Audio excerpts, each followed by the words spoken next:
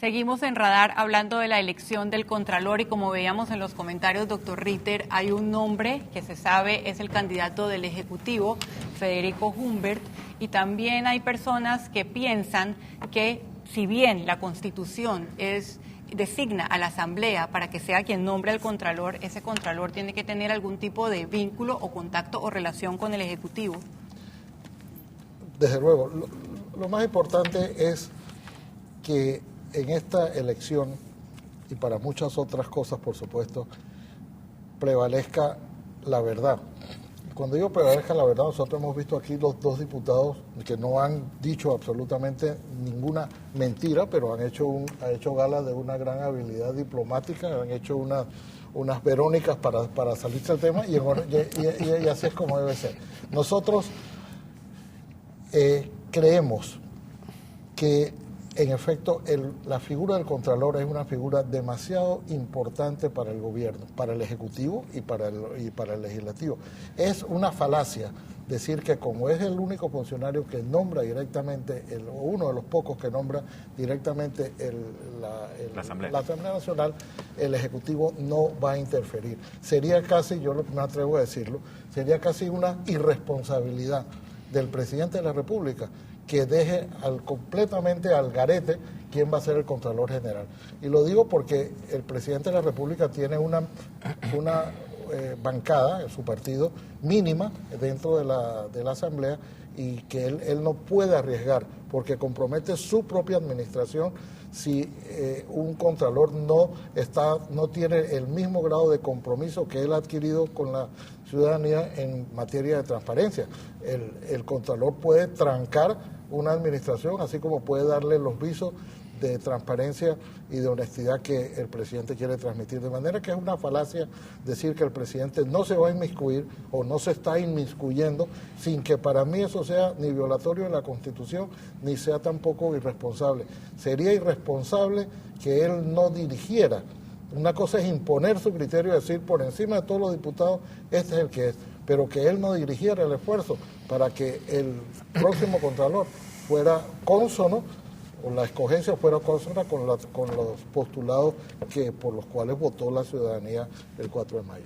Juan Antonio Tejada, la lógica política efectivamente indica eso, que el Ejecutivo de alguna manera lidera estas negociaciones, pero también han salido cosas como que se han utilizado presuntamente partidas para lograr resultados en estas negociaciones y también se ha criticado que no todas las reuniones han sido abiertas, algunas han sido secretas, incluso con unos horarios bastante nocturnos. ¿Está repitiendo este gobierno las prácticas que criticó? Bueno, yo diría que desde la perspectiva de la ciudadanía ciertamente hay cosas que preocupan, por ejemplo, todavía la subsistencia del PAN, fundamentalmente, ¿no? También tendría que abonar que ciertamente quizás el PRD tiene alguna razón en cuanto a su primera queja de aquella primera reunión, porque lo importante es que el Ejecutivo y la Asamblea se manejen, y sobre todo en las bancadas, los partidos se manejen con absoluto respeto mutuo en términos democráticos. Pero a lo que voy fundamentalmente, y lo que planteaba sobre el tema de la Contraloría, si me lo permite también abonar, más allá de las características ya enumeradas, yo te diría que la persona que se escoja tiene que tener extrema claridad sobre el papel constitucional que le corresponde a una institución como la Contraloría. Es decir, dentro de la arquitectura constitucional, la Contraloría ejerce una especie de pesos y contrapesos desde el punto de vista del sistema que hoy tenemos, del sistema presidencial. El mejor favor que le pueda hacer un contralor o una persona que pertenezca a una institución de control a nivel constitucional es velar porque el Ejecutivo haga las cosas conforme a la Constitución y la ley. Tremendo favor. Eso es lo que vacunaría a cualquier gobierno de que más allá de los aplausos de entrada tenga aplausos de salida. Entonces, es fundamental, ciertamente, que esa persona internalice y le dé vigencia a ese papel constitucional. Muy importante lo que ha dicho Alvin Wien, usted fue contralor. Entre esta visión del doctor Ritter de que políticamente es inviable que el Ejecutivo no tenga un papel en esta designación y algunas voces que han dicho sobre todo viniendo del PRD, es una competencia de la Asamblea y el Ejecutivo no tiene nada que hacer, punto. ¿Cuál es su posición? Sorprendentemente, estoy de acuerdo con los dos que me antecedieron. Ambos han tocado los dos puntos medulares de la función de un contralor. Y es que el problema es que la armónica colaboración entre los órganos del Estado. El problema es que un contralor de la República entra a un consejo de gabinete político del presidente y sus ministros y evidentemente no puede ser un adversario político. Para comenzar por ahí, la propia arquitectura constitucional establece que esa armónica colaboración requiere que quien va a fiscalizar al Ejecutivo no sea enemigo del Ejecutivo, no sea adversario político del Ejecutivo, no tenga otros intereses subalternos. Diferente es que el presidente de la República ponga o imponga a quien no tiene la capacidad, a quien no tiene la calificación o a quien no tiene el perfil para el cargo. Ahí entonces el presidente de la República sí está incurriendo en un grave defecto de selección, porque si hace eso, simplemente lo que va a generar una sensación en la opinión pública y va a suceder en la práctica que no va a haber los resultados apetecidos, que muy bien ha dibujado nuestro querido ex defensor del pueblo, a quien le tocó sufrir mi control previo, a propósito. Pero igual que a Patacón, igual que a tantos funcionarios. Pero es que el problema es que no importa que tú vengas del partido del presidente o seas un independiente o no seas un independiente. Lo que importa es quién es la persona. El día que yo juré en la Asamblea, creo que tú no estabas en la Asamblea. Para mí, ese era un compromiso con la Asamblea. Y un compromiso con la Asamblea en que yo no entraba a la Contraloría como arnulfista. Es más, yo estuve 5 años, invito a cualquiera a verificarlo, en que todos mis directores prácticamente de la Contraloría eran PRD. Es más, cuando Kuzniewski me sustituye, vota 600 y resulta que votó 600 PRD, porque yo no nombraba gente, los directores me traían los nombramientos y yo nombraba en función de lo que ellos consideraban era necesario para sus direcciones. Entonces, lo que quiero decir es que el Contralor tiene que entender que una vez toma el cargo, ya no importa si es amigo del presidente, ya no importa si lo apoyó en la campaña, él es independiente, tiene que tener un carácter independiente, tiene que tener valor personal. Y le quiero decir al oyente a la persona que escribió el Twitter, que realmente la Contraloría maneja el derecho administrativo, no contabilidad. Eso es un grave error del país. Los contadores, eso no excluye que un contador sea un contralor. Pero el problema es que el Departamento de Contabilidad del Estado lo lleva, es el MEF, no la Contraloría. Hay 42 auditores, contadores en la Contraloría, en contabilidad, que es verificación de aquello.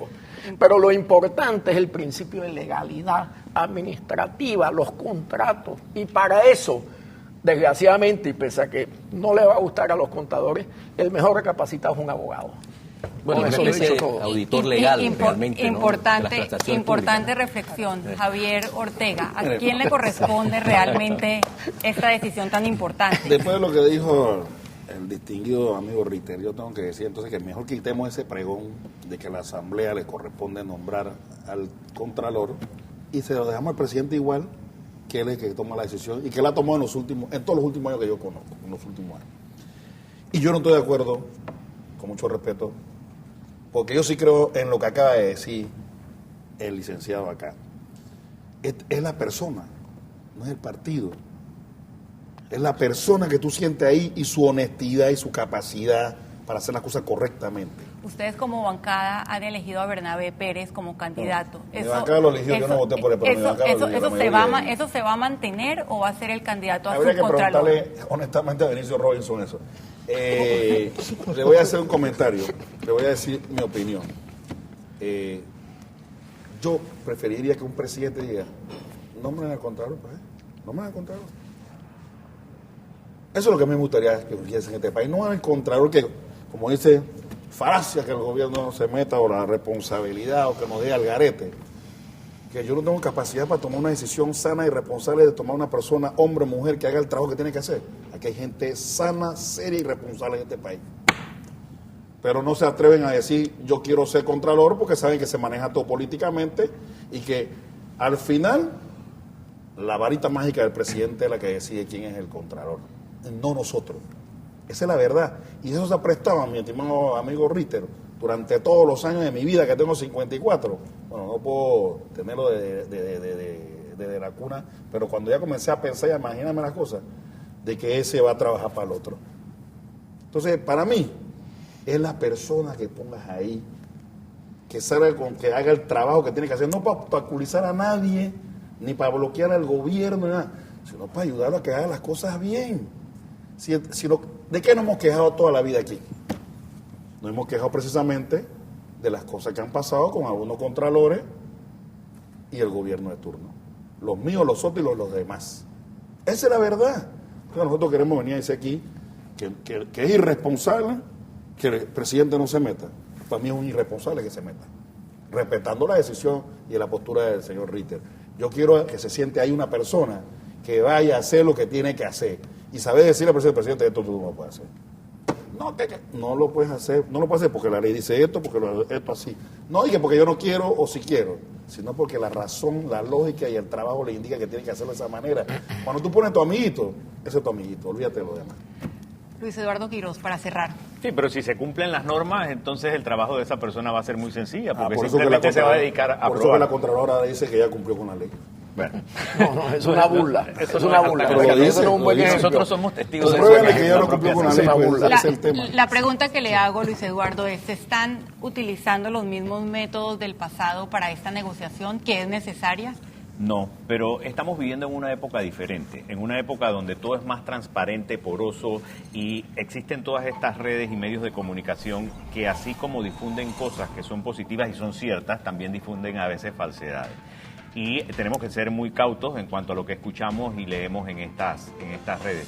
Que el presidente de la República tiene una bancada, sí tiene una bancada, es el líder político de nuestra organización partidaria y lógicamente nosotros tenemos comunicación con él y vamos a ejercer nuestra influencia dentro del Pleno para buscar la figura que sentimos vaya más acorde con ese sentir popular que nosotros queremos representar en la Asamblea. Bueno, está clarísimo. Muchísimas gracias a Pero todos. ellos dijeron quién era Federico Humber. Yo vi al presidente de la Asamblea de Diputados decir nuestro candidato es Federico Humber. Bueno, eso Lo no, digo ha, así. eso no ha sido ningún secreto. En Ya los uno. próximos bloques estaremos conversando con Rubén Blades de actualidad y de política y de sus aspiraciones para el 2019. Usted quédese en el radar.